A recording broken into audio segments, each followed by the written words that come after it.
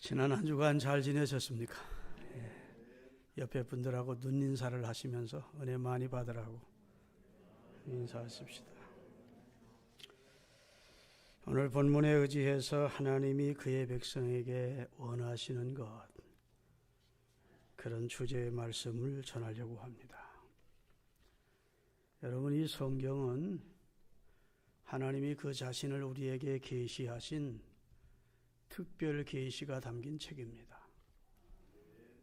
성경을 통해서 하나님은 우리에게 자신의 속성과 성품과 자신의 존재와 자신이 하신 일과 앞으로 하실 일에 대해서 말씀을 하셨습니다. 하나님은 인류 역사와 자연계를 통해서 자신을 계시하시기도 하시지만 그 계시는 희미합니다. 그러나 성경은 기록된 하나님의 감동으로 된 말씀으로 확실한 하나님의 존재와 그의 하시는 일에 대한 계시입니다. 할렐루야. 근데 성경을 통해서 기록된 하나님은 어떤 하나님이시냐? 따라 하겠습니다. 지적인 사고를 하시고, 정적인 감정이 있으시고, 의지적인 행동을 하시는 지정의의 인격적 존재시다. 그게 이제 성경의 하나님에 대해서 하나님에 대한 그 내용을 우리가 숙지할 수 있는 내용입니다. 하나님은 생각이 없으신 분이 아니에요. 생각하시는 분이십니다. 기뻐하시기도 하시고 슬퍼하시기도 하시고, 할렐루야. 하나님이 생각을 하신다고요. 그 다음에 하나님이 감정을 가지셨어요. 지적인 능력과 감정을 가지셨어요. 그 다음에 의지적인 행동을, 일을 행하시는 여호와입니다. 가만히 목석처럼 앉아 계신 분이 아니라고요. 그래서 하나님이 우리 인간을 지을 때에도 지정의를 넣어서 인격적 존재로 지어줬습니다. 우리가 하나님 닮았을까요? 하나님 우리 닮았을까요? 물어보는 내가 좀 그렇죠. 우리가 하나님 닮았습니다. 하나님이 그의 형상대로 우리 인간을 창조하시고 한 가지를 더 넣어주시되 하나님을 찾아 발견할 수 있도록 하나님의 말씀을 굳이 몰라도 양심에 기록된 율법을 주셔서 양심을 넣어주시고, 동물에게는 양심이라는 게 없어요. 그 다음에 영원히 살 수 있는 영생하는 존재가 되게 하셨습니다. 이 크신 하나님의 은혜로 우리가 구원을 받았지요. 그리고 하나님을 영화롭게 하고 기쁘게 해드리는 것이 우리 그리스도인의 사명입니다. 기다리는 거예요. 아멘을. 인생의 본분이 무엇이냐? 하나님을 영화롭게 하고 영원토록 그를 기뻐하는 것, 즐거워하는 것이 우리 인생의 본분이라고 했어요. 여러분, 이게 지금 오늘 본문 말씀은 구원 받을 사람들에게 주신 말씀이 아니고, 이렇게 해야 구원해 주겠다는 말씀이 아니고, 구원 받은 사람들이 하나님 앞에 나아갈 때 무엇을 가지고 나가야 하나님이 기뻐하겠냐, 어떤 자세로 예배해야 하나님이 기뻐할까 하는 예배자의 고민이 있고 그에 대한 해답이 있는 아주 중요한 말씀이에요. 신약 성경에도 황금률이라고 하는 황금율법이 있고, 마태복음 5장, 6장, 7장이 신약의 황금률이라면 구약의 황금률은 오늘 본문입니다. 그래서 아주 소중한 말씀이 되겠죠. 에베소 5장 10절에 보면 하나님이 기뻐할 것이 무엇인지 우리로 하여금 생각해 보라는 겁니다. 로마서 12장 1절 2절을 띄울게겠습니다. 한번 같이 읽겠습니다. 그러므로 형제들아, 내가 하나님의 모든 자비하심으로 너희를 권하노니 너희 몸을 하나님이 기뻐하시는 거룩한 산 제사로 드리라. 우리가 소를 드리고 우리가 양 1000마리를 드리고 하는 것보다 우리 몸을 하나님이 기뻐하는 산 제사로 드리래요. 이것이 너희의 드릴 영적, 하나님이 진짜 기뻐하는 예배다 해놓고 그 다음 절에 너희는 이 세대를 본받지 말고, 이 세대가 어떤 세대입니까? 악한 세대, 불의한 세대, 하나님을 거역하는 세대, 강폭으로 충만한 세대를 본받지 말고 오직 성령 안에서 마음을 새롭게 함으로 변화를 받아서 하나님이 선하시게 여기고 하나님이 기뻐하시고 하나님이 온전히 여기실 것이 무엇인지를 분별하면서 살아야 하나님이 그런 사람들이 드리는 영적 예배를 기뻐하신다. 이렇게 말씀하고 계신 겁니다. 하나님이 무엇을 원하실까? 무엇을 기뻐하실까?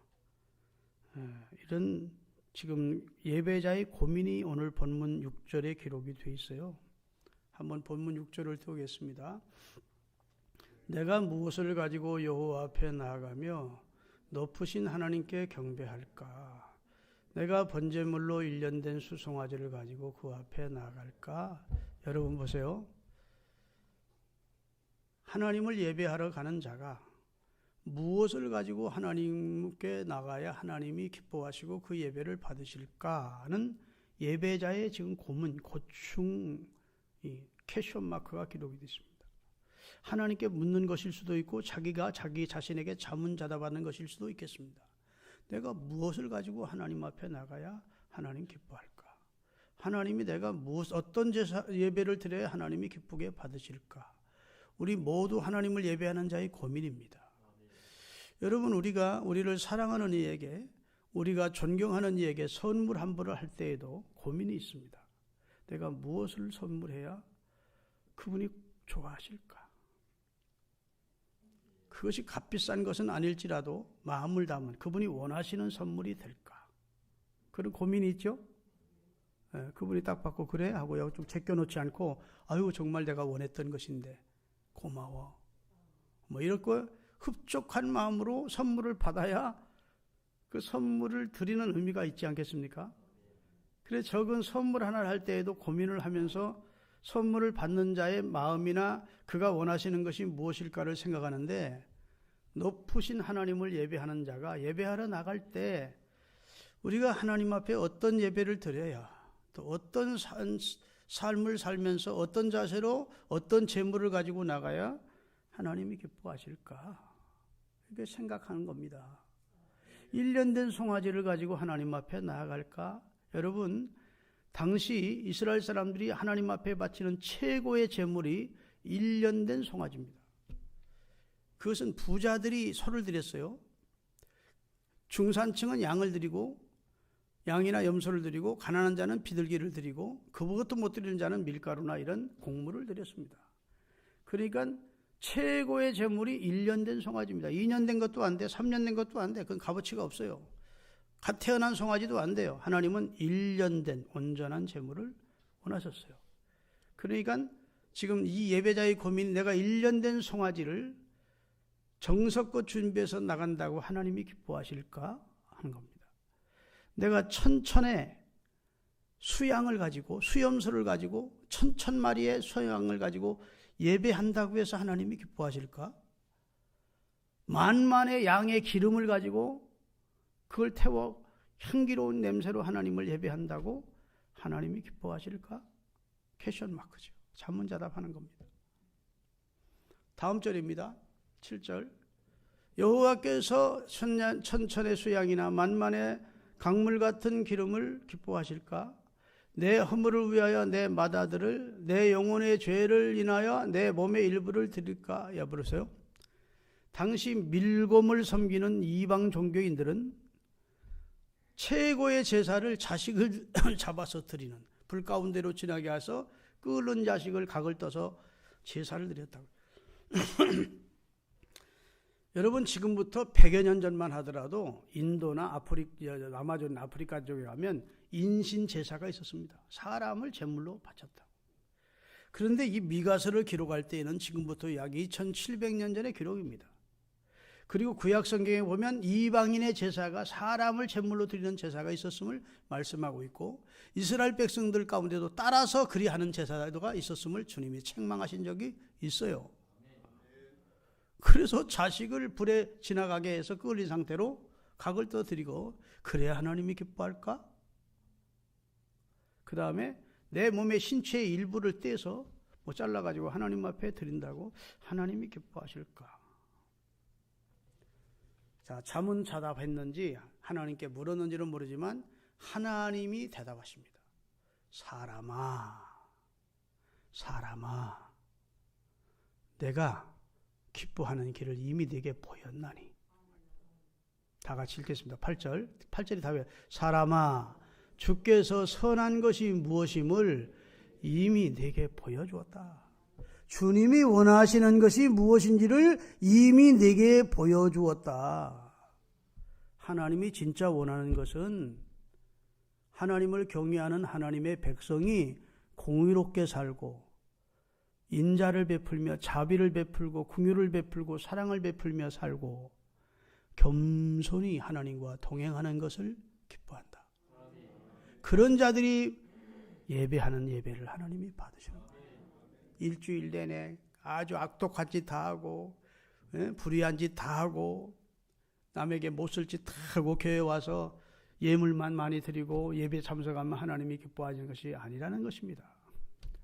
한 주 동안 정의를 사랑하고 할렐루야, 정의롭게 살라 그 말입니다. 편백되이 뇌물 받고 구분 판결하고 사람들 친절하고 친한 사람과 친하지 않은 사람 사이에 무슨 잘 판백하고 차별을 두고 하여튼 그런 있잖아요. 불공평한 것. 그 다음에 옆에 어려운 사람, 가난한 사람이 헐벗고 굶주리는데도 못 본 척하고 자비를 베풀지 않고 긍휼과 사랑을 베풀지 않고 자기 밑에서 일하는 사람 지금 집에 가서 먹을 것이 없는데 노임을 주지 않고 하여튼 옛날에 못된 사람들 많았거든요. 구약시대에. 그렇게 살면서 악덕 기업주로 노동 다 착취하며 살면서 교회 나와서 제사만 소를 드리고 양 드린다고 하나님이 기뻐 받으시는 것이 아니고 공의를 행하고 자비를 베풀고 겸손히 하나님과 함께 걷는 것, 그런 삶을 살다가 하나님 앞에 예배해야 하나님이 기뻐하신다는 거예요. 오직하면 하나님이 사람아 그랬겠어요. 여러분, 사람이 말을 들어도 해도 안 들어먹으면 뭐라고 하죠? 아이고 이 인간아 그러잖아. 에? 하나님이 사람아 그 말은 하나님이 한탄 섞인 탄식이에요. 이 어리석은 사람아, 아이고 이 인간아. 탄식하면서도 구원받은 백성이니까 긍휼을 담아서 안타까운 마음을 담아서 하나님의 마음이 묻어나는 말입니다. 사람아, 내가 진짜 원하는 것이 무엇인지 보여주었지 않느냐, 알려주었지 않느냐 그 말이에요. 언제 알려주셨어요? 하나님 이스라엘 백성들을 애굽에서 출애굽시켜서 광야로 이끌어내신 다음 모세를 시내산에 오르게 해서 하나님이 기뻐하시는 율례와 규례를 말씀해 주셨어요. 그렇게 살아야 구원받는다는 게 아니고 이렇게 사는 것이 하나님의 백성의 도리라는 겁니다. 그리고 십계명도 주신 거예요. 그렇죠? 내가 네게 보였다. 내가 네게 원하는 삶이 어떤 삶인지 내가 네게 보였어. 여러분, 하나님이 한마디로 말해서 우리에게 율법이라는 걸 주었다는 겁니다. 하나님의 법을 우리에게 주었다는 거예요. 율법이 선한 것입니까? 악한 것입니까? 율법이 우리에게 유익한 것입니까? 우리에게 율법이 해가 되는 것입니까? 율법이 우리에게 선한 것입니다. 아멘. 우리가 율법으로 구원받는다고 생각하는 율법주의가 나쁜 것이지, 율법은 통해서 우리가 죄인임을 알게 되고 회개하게 되고 예수님을 주로 믿게 되고, 할렐루야, 하나님이 무엇을 원하는지 하나님이 원하시는 마음을 헤아리게 되기 때문에 율법은 우리에게 선한 것이에요. 당시 율법을 주장하던 바리새인들과 서기관들을 예수님은 아주 여지없이 책망하시고 꾸중하시며 저주까지 선언하시면서 이 독사의 새끼들아, 이 외식하는 자들아, 그러면서 책망을 하십니다. 왜 그 율법을 잘 아는 이스라엘의 지도자들인 바리새인과 서기관 제사장들에게 왜 그런 독소를 예수님이 내뱉었을까요? 그들은 율법의 정신을 망각한 거예요. 아멘 하세요. 율법의 근본 정신은 사랑이에요. 율법의 근본 정신은 자비로움이에요. 하나님이 율법에 추수하다가 일부 이삭은 남겨두라는 겁니다. 왜? 가난한 자들이 와서 그 이삭을 추수에 갖다 먹게. 열매 다 따지 말라는 겁니다. 과일 열매 일부 남겨두라는 겁니다. 가난한 자들. 율법 자체가 생명을 구한 것이고 거기에 사랑과 자비가 담겨 있는 겁니다. 할렐루야. 원체 인간의 악함을 아시기에 하나님이 법으로 억지로라도 이웃 사랑을 베풀도록 어려운 사람을 배려하도록 그렇게 율법을 주신 거예요. 율법의 근본 정신은 사랑이고 연약한 자를 위해서 배려하는 것이고 할렐루야. 하나님의 자비가 담겨져 있는 거예요. 그런데 당시 바리새인과 서기관들은 율법의 정신은 훼손하고 자기들은 율법을 독점한 양. 죄인들 안 돼. 너희들하고 식사 같이 못해. 너희들과 대화 못해. 우리는 율법을 준행하는 사람들이야. 그리고 예수님이 오셔서 죄인들과 함께 대화하시고 죄인들의 집에 들어가서 식사하시니까 시비를 걸고 나서는 겁니다. 에? 당신은 하나님의 아들이라면서 어떻게 죄인들을 상대하느냐 그래요. 예수님이 너희가 그렇게 의인이야? 이 회친한 무덤 같은 놈들아. 속에는 썩은 송장 냄새 나면서 겉만 그럴듯한 꾸며놓은 이 외식하는 자들아. 마스크를 쓰고 위선자들아. 하나님은 긍휼을 원하고 정죄를 원치 않는다고. 믿습니까?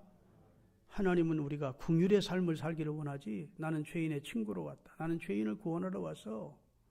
그런데 바리새인들은 율법의 정신을 훼손하고 율법주의자가 돼서 율법을 자기들이 독점물인 양 생각하고 혹여나 율법대로 살지 못하는 자가 있으면 정죄하고 멀리하고 배척하고 고고하게 자기들은 율법을 지키면서 예배하는 자라고 스스로 교만하여 생각하고 있었으니 하나님이 보실 때 역겨우셨던 겁니다. 하나님 앞에 율법으로는 의롭다함을 얻을 육체가 없어요. 다 은혜로 구원받는 것이지. 그런데 율법을 저들이 자랑하고 율법의 말씀대로는 순종하지 않으면서 마치 자기들은 율법을 자기들이 독점한 양 하니까 예수님이 사정없이 그들을 구중하시고 책망하셨던 것이죠. 여러분, 우리가 율법의 근본 정신을 깨달으시기를 주의 이름으로 축원합니다. 할렐루야. 그래서 우리가 어떤 예배를 하나님께 드려야 하나님이 기뻐하실까 하는 말씀을 오늘 지금 하고 있는 것이죠. 여러분, 하나님이 원하시는 것을 우리에게 보이셨는데 그것이 하나님의 말씀이라고 그랬습니다. 그 말씀은 여러분과 제가 하나님이 주시는 말씀을 따라서 그 말씀이 두 가지예요. 첫째는 공의롭게 살라. 아멘. 한쪽으로 치우치지 말고 공평하게 의롭게 살라는 겁니다. 예수님도 마태복음 5장 6절에 의에 줄이고 목마른 자는 복이 있나니 저가 배부를 것이다. 의라고 하는 것이 공의를 말합니다. 공의에 하나님의 의에 줄이고 목마른 사람처럼 의롭게 살려고 하나님의 뜻대로 살려고 발버둥 치는 사람은 내가 만족한 은혜를 주겠다는 겁니다. 복 받으려고 막 발버둥 치지 말고 의롭게 살려고 만버둥 치래. 의에 줄이고 목마른 것처럼 살래. 그렇게 의를 사모하래요. 하나님의 뜻대로 사는 것을 사모하면 내가 배부르게 만족하게 해주겠다. 그러면 복을 주겠다는 말씀을 하고 계신 거예요. 우리가 교회 나오면서 불신자들에게 손가락질의 대상이 되지 않기 위해서라도 우리가 공의롭게 살아야 됩니다. 정의롭게 살아야 돼요. 그런데 선과 악, 정과 오, 정오와 선악의 기준이 뭐냐? 기준이 있어야 선악의 분별이 되잖아요. 기준이 하나님의 말씀이에요. 그래서 성경을 캐논이라고 합니다. 기준이야, 기준. 믿습니까? 하나님의 말씀인 율법이 우리에게 기준을 정해 주셨어요. 이렇게 살면 선이고 이렇게 살면 악이다. 그러면서 우리에게 공의롭게 사는 내용의 말씀을 주셨으니까 여러분 공의롭게 살아가기로 힘쓰시는 하나님의 자녀들이 되시기를 주의 이름으로 축원합니다. 어느 신문에 보니까 이렇게 보도가 되어 있어요. 권력이 자기 편의 사람들은 다 풀어주고 자기 편을 대적하는 자는 다 어떤 명목을 써서라도 다 가둔다. 그것은 공의가 아닙니다. 그러면 또 악순환이 됩니다. 그럼 또 야당이 정권을 잡으면 너 그때 그랬지? 그리고 다 가두고 자기 편은 다 풀어주고 이런 참으로 치졸하기 그지없는 정치가 계속 우리나라에 진행될 수밖에 없다고요. 내 편이든 남의 편이든 공의롭게 판단해야 돼. 친하든 친절하지 않든 나하고 친하지 않든 그것과 뇌물을 주든 안 주든 그것과 상관이 없어야 돼요. 믿습니까? 그저께 어떤 목사님이 막 우리 총회를 향해서 성명을 냈어요. 총회가 강도의 구렬이다. 이 사탄의 회다. 총회 놈들도 목사 정치에 썩어 빠진 정치하는 놈들 때문에 우리 총회가 지금 심각하다. 그분의 말이 틀린 게 아니에요. 하여튼 좀 교권을 가지든지 세상 권력을 가지든지 하면 공평하지를 못한 것이 사실입니다. 그건 전 정권 때도 마찬가지고 앞으로 어떤 정권이 들어갈지도 그건 마찬가지고. 여러분 미국이란 나라도 인종차별이 심각합니다. 여러분 흑색인과 박색인과 황인성이 차이가 있지요. 그렇죠? 차이는 인정하지만 차별을 두면 안 된다고. 인종차별은 죄악이고 그것은 불공평이고 그러나 인종은 사람이 다 똑같지 않잖아요. 차이가 있다고. 남자 여자가 차이가 있어요. 차별을 두면 안 되지. 지역에 따라서 차별을 두면 안 되는 겁니다. 아멘. 차이는 있지요. 어디서 출생한 사람이 요즘은 그래서 이력서를 쓸 때도 출신지는 안 쓴다고 하더라고. 왜? 차별을 하니까. 여러분 우리가 공의롭게 살려면 하나님의 말씀에 입각해서 나하고 친하든 친하지 않든 할렐루야. 내게 유익을 주었든 아니 주었든 공평하게 해야 돼요. 믿습니까? 그걸 하나님이 기뻐하신다고. 지금 이 미가서가 이 말씀을 쓸 때에는요. 이스라엘이 남북왕국으로 갈렸다가 북왕국은 아수르에 멸망한 상태입니다. 이미 망했다고. 얼마 전에 망했어. 그런데 지금 끓는 가마가 남쪽으로 기울고 있는 환상이 보여서 다시 말해서 남쪽도 망하게 돼 있어. 바벨론에 의해서. 그러면 정치 지도자들이나 종교 지도자된 제사장들이 눈물 흘리며 회개하고 지난날 하나님을 거역하고 살았던 불의하게 살았던 그리고 너무너무 자기만 알고 이기적으로 살았던 죄악을 회개하고 사신우상을 버리고 진짜 하나님께로 돌아오는 회개운동이 일어나야 되는데 북왕국 이스라엘이 망하고 남왕국 이스라엘도 망하기 직전인데도 계속 타락하고 하나님을 거역하고 우상을 숭배하고 약한 자를 압제하고 그러니까 지금 미가서가 하나님의 심판을 예고하면서 정의롭게 살라고 할렐루야 자비와 긍휼을 베푸는 사랑의 삶을 살라고 겸손히 하나님과 동행하는 삶을 살면서 그런 사람이 하나님을 예배할 때 하나님이 그 예배를 기쁘게 받으신다고.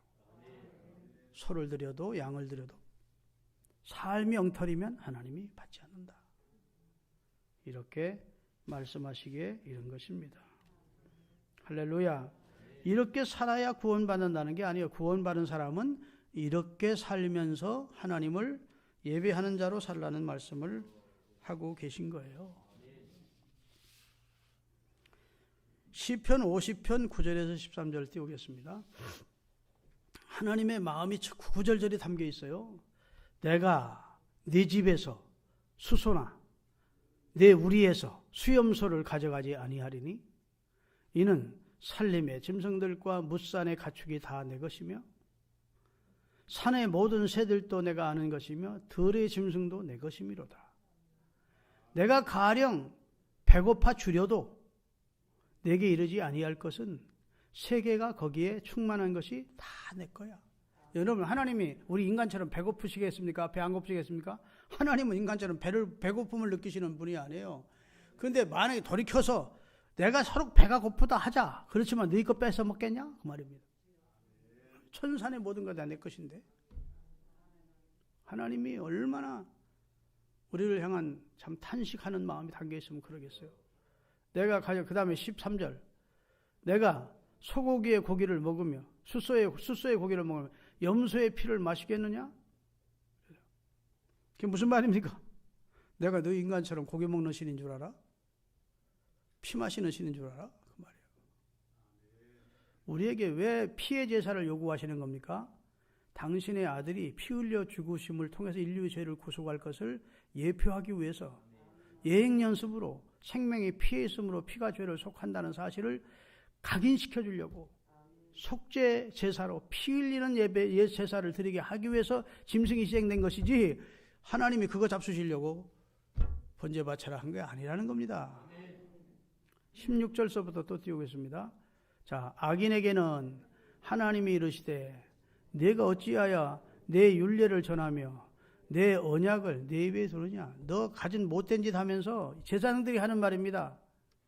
가진 못된 짓 다 하면서 어째 내 하나님의 말씀을 네 입에 담고 이걸 가르친다고 떠드느냐 그 말입니다. 네가 난 가르칠 자격이 있느냐 그 말입니다. 그 다음에 네가 교훈을 미워하며 하나님의 말을 내 뒤로 던져버리고 너는 내 말을 우습게 여기면서 그 말 가지고 밥 벌어 먹기 위해서 그 말 가르치느냐 그 말입니다. 도둑을 본즉 너는 도둑과 연합하고 가늠하는 자들과 동료가 되며 네 입에 악을 내주고 내 혀로 거짓을 꾸미며 앉아서 내 형제를 공박하며 내 어머니의 아들을 비방하는도다. 내가 이 일을 행하여도 내가 가만히 심판하지 않고 오래오래 인내했더니 네가 나를 너와 같은 줄로 착각하고 있구나. 그러나 내가 너를 책망하여 내 죄를 내 눈앞에서 낱낱이 드러내려 하시는도다. 그 다음에 중요한 말씀하십니다. 하나님을 잊어버린 너희여 이제의 일을 생각하라. 하나님을 생각하라는 겁니다. 하나님을 잊어버리지 말고 하나님을 다시 생각하라는 거예요. 그렇지 않으면 내가 너희를 찢어버리리니 내 손에서 너희를 건질 자가 없으리라. 아멘. 경고입니다. 경고. 삶은 엉망진창으로 살면서 예배만 드린다고 하나님이 기뻐하겠냐? 그 말이에요. 예배자답게 살아야 되지 않겠느냐? 이런 말씀을 하나님이 지금 되묻고 있는 거라고요. 설교 짧게 하기로 지난주부터 약속했으니까 이제 마무리할게요. 겸손히 마지막에 이제 겸손히 내 하나님과 동행하는 거예요. 동행이라는 것은 길을 같이 걷는 겁니다. 함께 걷는 거예요. 하나님과 함께 길을 걷는 거예요. 하나님과 함께 길을 걸으려면 겸손이 필수입니다. 겸손하지 않은 사람은 하나님과 함께 걸을 수가 없어요. 하나님 내 생각은 안 그런데요? 그러면서 하나님 앞에 토를 다는 사람이 어떻게 하나님과 함께 걸을 수 있겠어요? 여러분 나는 오늘 본문 말씀을 100% 이루신 분이 계신데 유일하신 오직 하나님의 아들 예수님만 이 말씀을 이루셨습니다. 그는 공의를 행하고 그는 인자를 사랑하는 분이었고 겸손히 하나님과 동행하는 삶을 살다가 부활 승천해서 하나님 나라 가신 분입니다. 그는 공의로운 분이었습니다. 그는 인자를 사랑하는 분이었어요.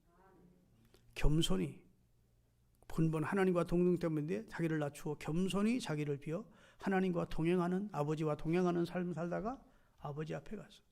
우리 그리스도는 누구를 닮아야 됩니까? 누구를 배워야 됩니까? 100% 하나님의 뜻을 이루고 하신 예수님을 모델로 삼고 예수님의 발자취를 따라가실 수 있게 되시기를 바랍니다. 홍콩의 최고 갑부가 누구냐? 리 장청이라는 사람입니다. 리 장청. 그 사람은 청장 그룹의 회장입니다. 우리나라 이건희 씨가 세계의 100번째 부자 안에는 들어갑니다만 10번째 안에 부자로 들어가 본 적이 없어요. 그런데 세계 경제 잡지 포브스가 이 리 장청이라고 하는 홍콩의 각부는 항상 10위에서 11위를 왔다 갔다 하는 분입니다. 해마다. 그렇게 부자예요. 그런데 그 사람의 자동차를 개인 운전기사가 있습니다. 그 사람이 30년 그분의 회장님의 차를 운전하고 30년 운전하고 퇴직을 했습니다. 그런데 그분의 재산이 50억이 넘는 거예요. 우리나라 돈으로. 그래서 월급을 많이 받은 줄 알고 물었습니다. 120만 원 받았습니다. 매월 120만 원. 그럼 어떻게 이렇게 부자가 됐어? 그랬더니 회장님이 제 차를 타고 여러 사람하고 통화를 하는 걸 귀담아 들었습니다. 어느 땅을 사라. 어느 주식을 사라. 그러면 조금 모아져 있던 돈을 가지고 그 땅도 샀고 그 주식도 제가 샀습니다. 또 어느 날 모시고 가다 보면 어떻게 하라 그러면 또 그대로 샀고 그대로 했습니다. 그랬더니 50억 자산가가 됐습니다. 욕심쟁이, 자기 측근, 돈 120만 원밖에 월급 받은 이 욕심쟁이하고 그와 동행해도 이런 행운을 잡는데 얼마나 좋으신 하나님과 전능하신 하나님과 겸손히 동행하면 수지 맞지. 이 사람들이 자꾸 자기 생각 앞세우면서 하나님과 동행을 안 해요. 하나님 뜻대로 살려고 안 해. 그러니까 내 인생이 자꾸 꼬이고 뒤죽박죽되고 힘들고 그런 거야. 오늘 결심하십시다. 공의롭게 살고 사랑을 베풀며 내 주변에 어떤 사람들과 사랑을 베풀며 살고 겸손히 하나님과 나는 동행하게 하옵소서. 그것이 하나님이 기뻐하시는 삶이고 그런 삶을 사는 사람들의 예배를 하나님이 기뻐하십니다. 기도하겠습니다.